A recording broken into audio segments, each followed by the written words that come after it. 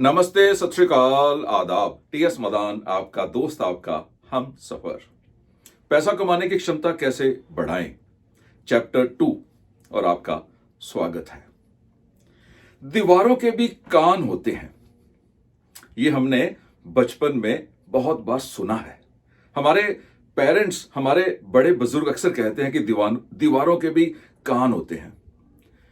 इसकी अगर गहराई में जाएं तो आपको ये लगता है कि रादर मुझे तो लगता है कि दीवारों के कान भी होते हैं, दीवारों के मुंह भी होते हैं, दीवारों की आंखें भी होती हैं।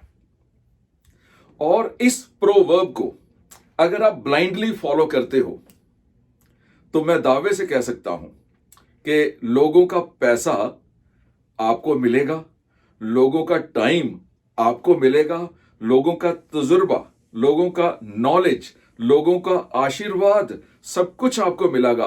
और जिसके पास कुछ भी नहीं है ना, वो आपकी एब्सेंस में आपके गुणगान तो गाएगा ना, अच्छा तो बोलेगा ना। दीवारों के कान होते हैं, इसकी गहराई में जाना होगा।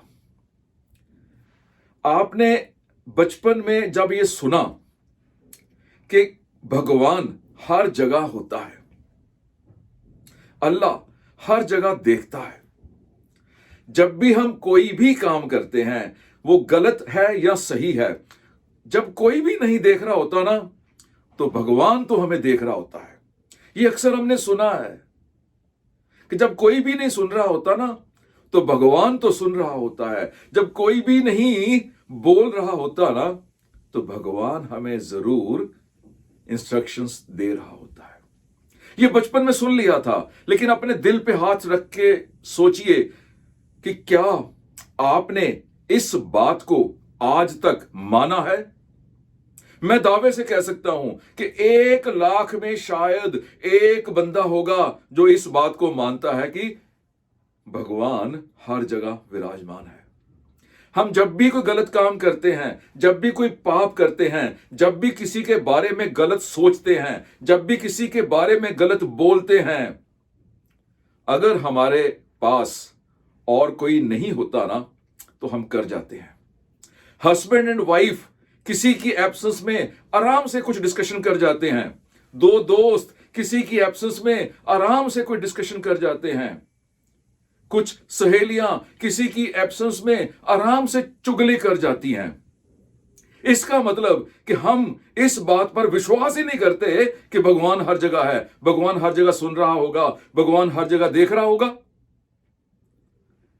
और यही कारण है कि लोग हमारे काम नहीं आते, क्योंकि भगवान सच में देख रहा होता है, सुन रहा होता है। इसकी गहराई में जाने के लिए हमें धार्मिक होने की जरूरत नहीं है। हम साइंटिफिकली भी सोच सकते हैं, हम इसको दुनियादारी के हिसाब से भी चला सकते हैं। तभी तो यह बोला गया कि दीवारों के भी कान होते हैं। जब आप अकेले में कुछ बड़बड़ाते हो, कुछ बोलते हो, तो वो पता नहीं वो आवाज कहां चले जाएगी।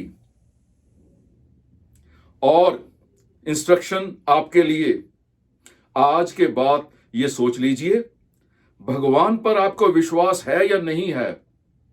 अल्लाह खुदा पे आप इतबार करते हो कि नहीं करते हो, वो आपकी मर्जी है।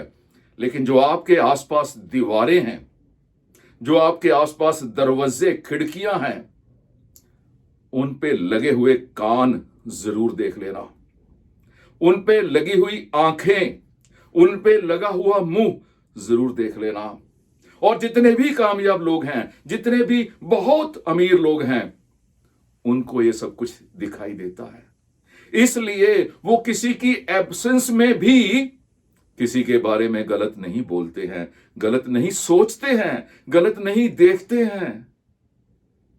हमारे में से बहुत लोग जब मंदिर में जाते हैं तो एक लड़की हमें अपनी बहू बेटी समान लगती है, और जब बाहर आते हैं तो उसी लड़की को हम टीज करते हैं, उसके बारे में गलत सोचते हैं, फैंटेसाइज करते हैं।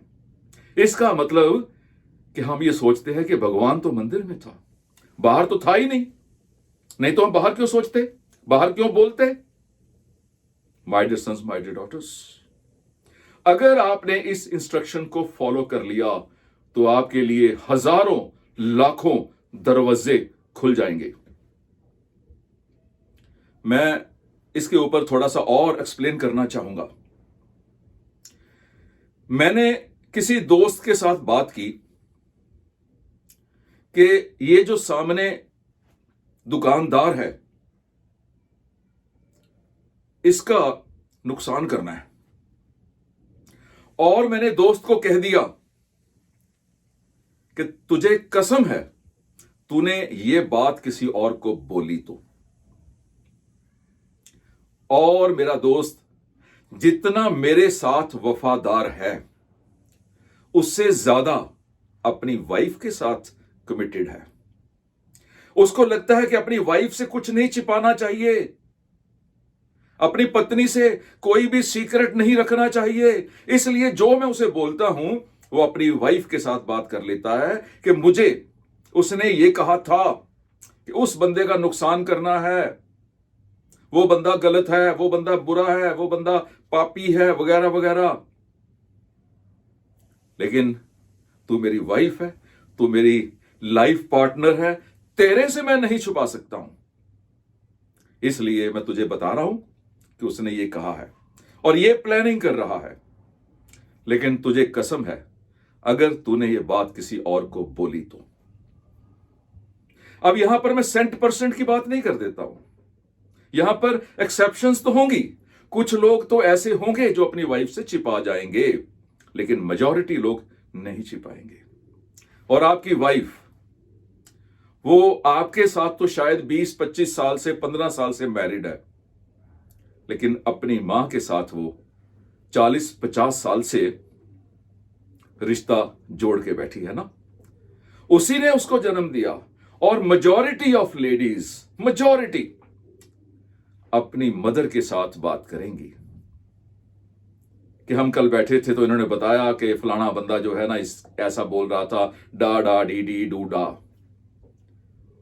और उसकी मदर को यह बात पहुंचती है, मदर अपने हस्बैंड को पहुंचाती है, हस्बैंड आगे अपने दोस्त को पहुंचाता है, और करते करते पूरे दुनिया में वो बात फैल जाती है।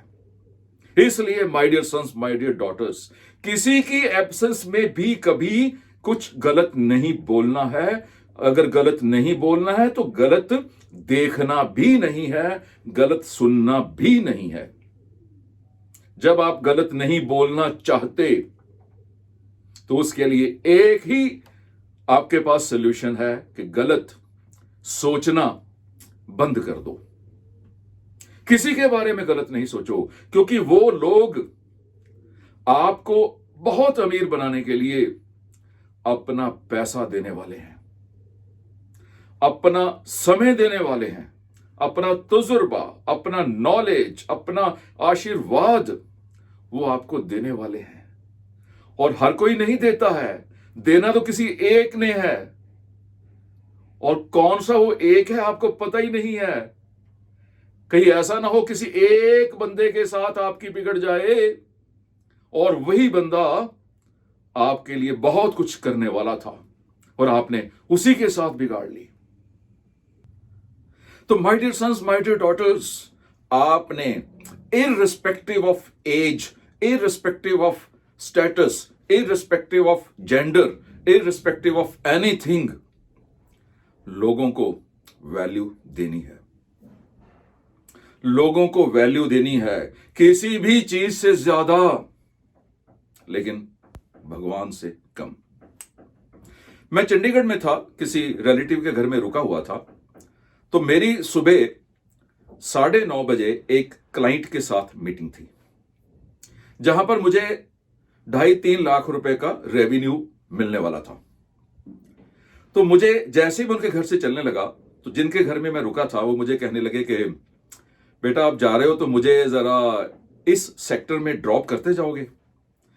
मेरी डायरेक्शन अलग थी, उनकी डायरेक्शन अलग थी, और उन्होंने मुझे लास्ट मिनट बोला कि इस जगह पे ड्रॉप करते जाओगे।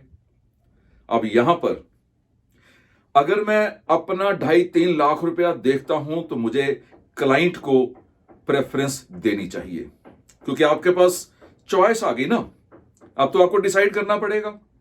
और अगर मैं किसी इंसान को वैल्यू देने की बात करता हूं तो फिर मेरे पास जिनके घर में रुका हूं उनको वैल्यू देनी चाहिए। तो मैंने क्लाइंट को बोला कि मैं 2 घंटे बाद आ सकता हूं। तो उसने कहा कि आई एम सॉरी, मैं उसके बाद बाहर जाने वाला हूं, फिर 3 दिन के बाद ही हमारी मीटिंग हो पाएगी। और एज ए सेल्समैन मैं जानता हूं कि 3 दिन के बाद तो चांसेस हैं कि कुछ हो ही ना। उतनी देर में कोई और उसको झड़प सकता है, उतनी देर में उसका माइंड बदल सकता है, आफ्टर थॉट आ सकते हैं। तो ये बहुत बड़ा रिस्क था, पर मैंने कहा नहीं, मैंने आज इंसान को वैल्यू देनी है, पैसे को वैल्यू नहीं देनी है। और मैंने उनको कहा ठीक है अंकल, आपको छोड़ता जाऊंगा। और मैं आधा पौना घंटा मुझे लगा, जाना कहाँ था, वहां तो मीटिंग कैंसिल हो गई थी हमारी। और मैं उसके बाद वापस उनके घर आ गया। जब वो शाम को वापस आए तो उन्होंने कहा कि सुबह की मीटिंग हो गई। मैंने कहा नहीं जी, वो मीटिंग मेरी कैंसिल हो गई। क्यों? मैं कहा मैं आपके साथ चला गया ना, तो आधा पौना घंटा फिर वहां लग गया, तो मैं वहां जा नहीं पाया। कहते मुझे कह देते। मैं कहा नहीं, मैं कैसे कह देता आपको। और उसके बाद जिनके घर में रुका था, जो हमारे अंकल हैं, उनके दिल में मेरे लिए क्या जगह बनी, क्या मुझे उनसे फायदे हुए, डिटेल में जाने का फायदा नहीं है। एक और एग्जांपल आपके साथ शेयर करता हूं। मैं कोलकाता में था। मैं कोलकाता से दिल्ली वापस आने के लिए, मेरे चाचा जी वहां रहते हैं, उनके घर में रुका था। शाम को 8 बजे के करीब, रात को 8 बजे के करीब मेरी वहां से ट्रेन थी दिल्ली के लिए। और मैं उनके घर से 4 बजे निकला।